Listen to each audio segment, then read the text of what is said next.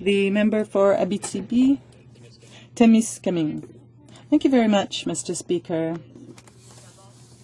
I'd like to first of all congratulate you on your appointment to your position.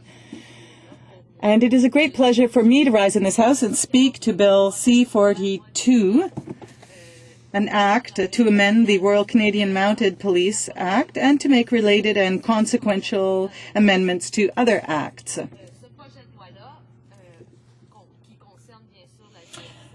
This bill on the RCMP has as a goal to reestablish and regain the confidence of our citizens in that institution, but the purpose also is to reestablish confidence on the part of the members of the RCMP in their own institution. RCMP members work in very specific circumstances, they work in dangerous circumstances, and I think that their own trust in their institution has to be reestablished. We owe that to them, given what we're asking of them in their work. I think it's important to have this debate in the House.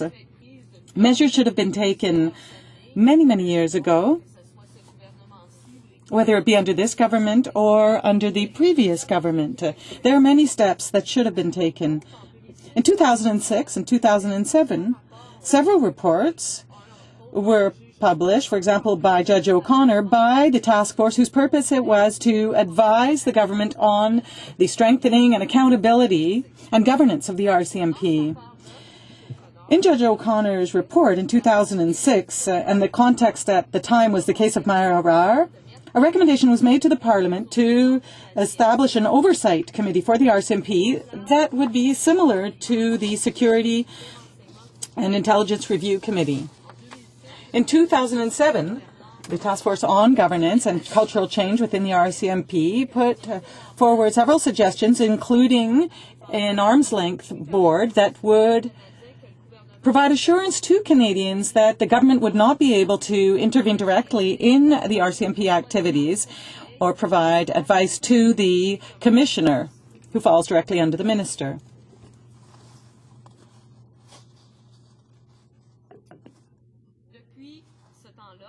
Since then, more than 200 female members of the RCMP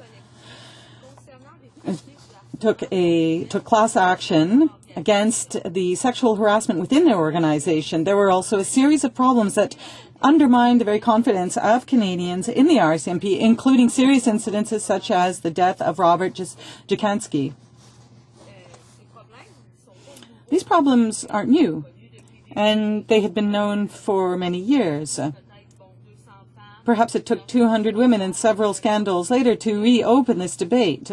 I think it's truly unfortunate that we lost so much time and that perhaps we actually put the health and safety of RCMP members at risk, including that of other Canadians. I am a nurse, but I also have studied occupational health and safety. And I know that when you're suffering psychologically within the workplace, you can suffer severe consequences. I've been particularly interested in this, and sexual harassment is a very serious case. I think we could have won on many levels. We would advance on many levels if we had acted earlier, because there are members of the RCMP who contribute to the climate in the workplace and who also suffer. So there's an organizational culture that needs to be changed, and I'm particularly interested in this. I'd just like to point out that the RCMP has loyally served Canada for many, many years. But these incidents that have occurred have undermined the trust of Canadians in the RCMP. However, I do trust that the RCMP will be able to regain that trust back from the public and will be able to regain the trust of its own members. This bill can do many things, including strengthening public trust in the RCMP as an institution that is responsible for safety in Canada. I think that's an extremely important goal, and I think we all agree on the importance of this. The bill also will strengthen the transparency and public accountability. That also, I think, is something that is essential, and it's another step that is necessary in order to regain the trust of Canadians in their institutions. The purpose of this bill also is to change disciplinary and investigative procedures and to establish a new civilian complaints commission. I'd like to take a few minutes to speak about the sexual harassment cases and misconduct that have occurred within the RCMP and that many, unfortunately, have already heard about. Harassment should not be tolerable, and it should never be taken lightly. And often a case of sexual harassment actually represents a much broader problem within an organization. I think there are many who are familiar with the case that occurred in British Columbia. There were years of sexual harassment for an individual, and that led to serious consequence within her life, within her family life, and within their own relations. So I think that's something that has to be taken very seriously. In the case of the RCMP, there is a complaints mechanism, and action can be taken against those who are guilty of harassment. But that action is transferring a person who is accused of harassment to another province. And that is an example that I took from the RCMP itself. And that's everything but a solution, Mr. Speaker. If someone has a problem of sexual harassment, then transferring that individual to another province only transfers the problem from one province to another. And now when we're talking about culture in the workplace and we're talking about trends, then there can be a negative influence on other colleagues when you transfer that problem. A problem that already existed in one area and that is now being moved to another area. So all you're doing is moving the problem from one place to another. And there may be young, new members who actually will be influenced by that person who has been transferred and who has unacceptable behavior and has not had to answer to those charges. So they haven't had to change their behavior, they haven't had to take responsibility for their behavior, and no action has been taken to ensure that that behavior is not repeated. Furthermore, moving people from one province to the other is ignoring the victim and their trauma. And as I've often said, if we put other women in danger, we'll cause other women to be victimized. And so what has occurred is ignoring a recurring problem that has occurred, and nothing is being put in place to change the situation whatsoever. And sometimes when we talk about an organizational culture, sometimes these are just simple sentences, behavioral actions that go on. So when we talk about sexual harassment, it's the study of the entire organizational culture that needs to be reviewed. We have to educate all the members. That is, what is acceptable, what is not acceptable, and why is it not acceptable? Why is something that seems to be so normal for someone lead to something that is quite unfortunate? So this is a serious problem, and it is a problem that needs to be looked at overall, and not simply to take the accused and move the accused from one spot to another. So I think that it's very important to propose changes to the internal operation of the RCMP and for complaint procedures and processes. If we want to restore the public confidence in our public safety institutions, we need to do this, but we also need to restore confidence of the members themselves within the RCMP, particularly women members in their workplace. I think that all honourable members here know that we cannot do without the skills of women in doing the work of RCMP officers. So I think that the RCMP would be deprived of the services and knowledge of thousands of individuals if women were unable to do this work. And I think we have to take this seriously. We have to restore public confidence in order to make sure that the RCMP does not deprive itself of the talent of Canadians who could really contribute and given what is happening, might decide to go elsewhere, might decide to go into a different career because of the risk or perhaps their lack of confidence in this institution. And they might no longer have confidence, no longer be sure in what is happening, and might think, well, if I work there, perhaps they won't protect me, and what will I do? So really, it is important to restore this kind of confidence.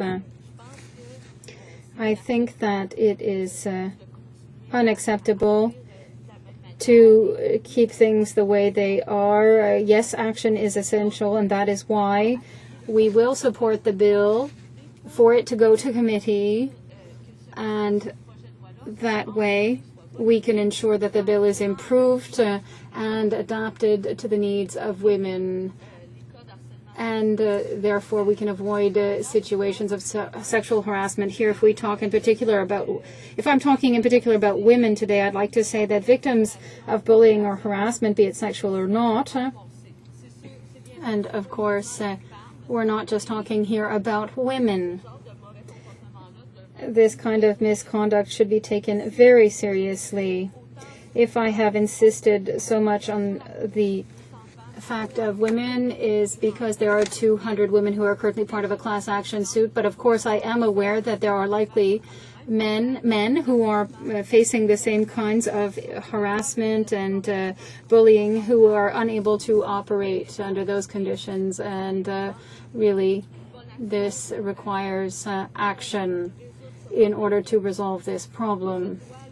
This bill makes a step in this direction by seeking to reform the disciplinary process. However, I think it's unfortunate that the government is not proposing a specific internet anti-bullying policy to clearly establish practices and acceptable and unacceptable behaviors with regard to sexual harassment, misconduct, and bullying. I would also like to indicate that the disciplinary reforms needed within the RCMP, which need to be reformed given their length and their complexity, should not be reformed lightly or be subject to an overly simplistic solution. We have to understand that the RCMP is a non-unionized workplace, and I think it's important to establish balance in the disciplinary process. Because this staff, these people, don't have an organization to defend them as individuals. As I was saying, the members of the RCMP devote their professional lives to helping and serving Canadians. It would be unacceptable for them to be subject to arbitrary dismissal. We must reform the disciplinary process to ensure that it is works better and that it best serves the victims. But we mustn't go to the opposite extreme. For example, the bill is adding new clauses on those related to labor relations and gives the RCMP commissioner the power to appoint or dismiss members. However, the bill also gives the RCMP commissioner the ability to create a more effective process in order to respond to sexual harassment complaints, and I approve that effort. For months, the RCMP has been putting pressure on the government to ensure that it deals with the issue of sexual harassment and poor practices in the RCMP. Bill C-42 does not directly attack the systemic problems that exist within the RCMP, and we want to say quite clearly that this bill in itself does not allow the current climate within the RCMP to be changed. However, I think that is an effort to move forward, and this bill should be sent to committee in order to find the best possible solutions. Also, I hope dear colleagues, that when this bill is in committee, that my colleagues will accept amendments and that they'll be open to the idea of discussion, because we have to understand that when we talk about a problem that is as serious as this one, when we talk about a problem that concerns organizational culture, a problem that has become systemic to some extent, the solutions that are too simplistic, well, there is no magic solution, of course. It has become such a complex situation that we have to stop, and I recognize that it's extremely difficult to come forward from the beginning with a perfect bill, and that is why the committee exists. That is to be able to hear from witnesses, to be able to talk about the bill and really make it better, make it work better.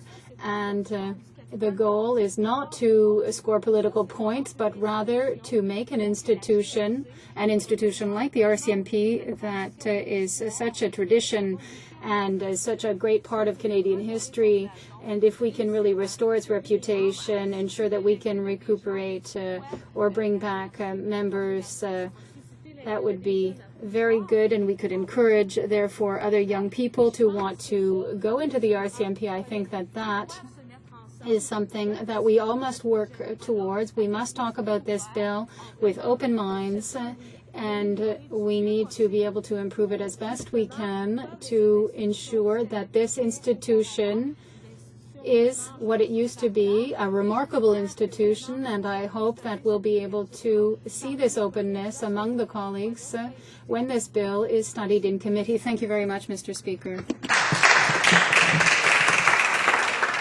Questions and comments? The member from York West. Thank you very much, Mr. Deputy Speaker, and congratulations. I'm thrilled to see you there, because the experience of many years you've had in this House, and someone who's also shared many concerns about the conduct of members of Parliament here. And I know that you will firmly use the skills that you have to ensure that this place is a little bit more civil starting in this particular term. Not that your predecessor didn't do everything she possibly could as well, but I think your years of time here will serve us all well, at least on this side of the House. So congratulations. I want to congratulate my colleague on her comments in regards to C-42 when it comes to the RCMP and accountability. I think we all are immensely proud of what the RCMP's image was and are concerned with the fact that it has been severely tainted in the last few years. The Status of Women Canada is showing some real leadership now in the fall, and we are going to be dealing with the sexual harassment policies of a variety of different departments in the Government of Canada, and the RCMP, of course, is number one on that, to review just what are their harassment policies, what can be done to improve them, because it's an area as a Canadian, as a female, that is of great concern with some of the things that have been in the media. But I have to tell you, I have real concerns when we talk about accountability and how far and where are the teeth going to be in this bill that will really allow people to feel confident to come forward and raise issues without fear of reprisal. I'd like to hear some comments from my colleague on that. The Honourable Member for Abitibi-Témiscamingue. Thank you very much, Mr. Speaker. Obviously, one of the central points when we talk about sexual harassment is if we want to resolve the problem, we have to be sure that those who decide to file complaints following incidents of sexual harassment will not be subject to reprisals and consequences. Sometimes these can be hidden. So this is a problem that where sometimes things are not completely clear. It can happen in terms of the work environment. It will happen perhaps in small actions that take place on a daily basis. They want to make the person understand that they're no longer a part of the team. So it's really something that can really go beyond what happens on paper. So when we study the bill in committee, this will be something that we'll have to look at in depth in order to ensure that there are no reprisals against those who file complaints, and that during this study in committee, witnesses will be able to suggest perhaps improvements that could be made to the bill in order to be able to make it better, and so that we can work more on this aspect of sexual harassment. Questions and comments? The Honourable Member for Saint-Lambert. Thank you, Mr. Speaker. I would like to congratulate my colleague for her speech. As she said, the NDP will support this bill. We did mention, however, that the bill does not go far enough, and in this regard, we will be proposing amendments. I would like to ask her a question with regard to the limitations of the bill in terms of governance and cultural changes within the RCMP. what main limitations does she see with regard to this bill? And the Honourable Member for Abitibi-Témiscamingue. Well, one of the limitations that I see with regard to this bill when we talk about organizational culture is that the measures, the bill is focused on repression. What are we doing after the situation has occurred? But when it's studied in committee, I think it would be interesting to talk about whether or not to require managers, team members to adopt an anti-harassment policy. Can we really get ahead of the problem to prevent sexual harassment from occurring, and how would we do that? So these are things that we could talk about in committee, because at present what I see is that there is a great deal of action being taken after the fact, and perhaps there is less focus being given on preventing these kinds of situations. Questions and comments? The Honourable Member for Alfred Pelin. Thank you very much, Mr. Speaker. I'd like to thank my colleague from Abitibi for her excellent speech on Bill C-42. I know that my colleague was a member of the armed forces, so she knows what it can be like in a situation where there are many men and a woman has to sort of carve out a role for herself there. So this bill was tabled in June by the government following many questions asked by the opposition, and following, of course, on the heels of sexual harassment scandals.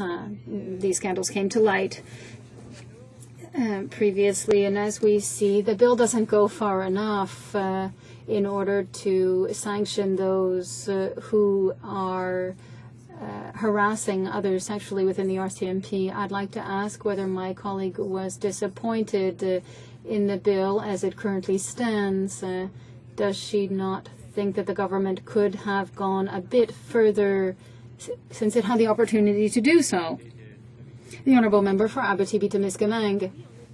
Yes, in fact, Mr. Speaker, to respond to that question by my colleague, I am a bit disappointed because I think that they didn't really get into the issue of the systemic problem of sexual harassment in the RCMP.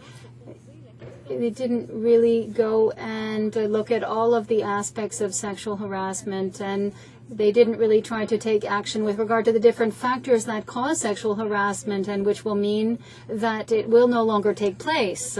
So by refusing, if we can put it like that, to adopt a overall approach and to look greater at the organizational culture, I think the government really missed some interesting things that could have been added directly to the bill at first reading in order to improve it. And this is unfortunate. We hope that the committee will be able to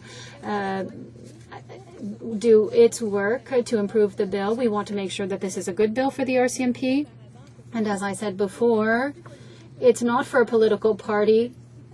It's not good when it's good for a political party. It's good for the institution. It bears the maple leaf. It represents a lot of Canadian culture. And I think that I really hope that this will help because if we all work together, we can improve the bill.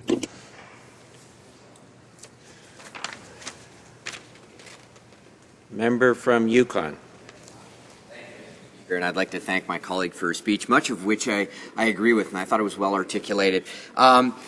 Just the question I have, though, is does the member feel that it's truly the job of Parliament to conscript the RCMP so tightly into how they develop policies and procedures and mechanisms of conduct, or is it just the job of Parliament to develop a framework for the commissioner or for the deputy commissioners or for even detachment commanders to deal with both those policies and procedures and conduct for their members, and then to deal with the corrective actions that might be required? And I would just guide them, my honourable colleague, quickly to the sections that talk about the Commissioner's authority being able to determine the learning, training, development requirements of members and fix the terms on which the learning and training and development may be carried out.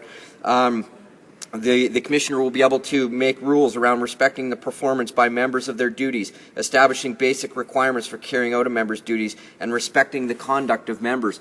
And that's developing a framework for the RCMP to improve that culture that we've been talking about. Does the member see that as the job of the organization or the job of Parliament to conscript those things? Your deputy. The Honourable Member for Abitibi-Témiscamingue, 1 minute remaining.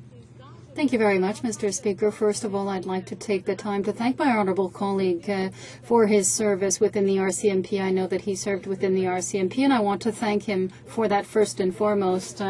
With regard now to whether Parliament should take action or not, I think, first of all, I'd like to explain that when we talk about the RCMP, when we talk about problems, when we talk about sexual harassment, and it's knowledge within the public, this tarnishes the reputation of the RCMP as well as of the country. The RCMP represents Canada, I believe, and when the reputation of the RCMP is tarnished, it is our reputation as a country that is tarnished. So I think that, yes, this Parliament does have the mandate to take action to avoid such situations that will tarnish the reputation of the RCMP. Now, with regard to whether Parliament for example, adopts a policy or a legislation that forces organizations to adopt anti-harassment policies, which is logical, the Parliament will not concretely say what that policy must contain and which exact measures will be in there. This is up to the organization to establish. So yes, this goes into a general framework, but yes, the Parliament does not say, well, these specific things will be included within this internal policy. It is more general. So I think that the line is quite simple, and I think it's quite logical to act in this fashion. Thank you. Reprise.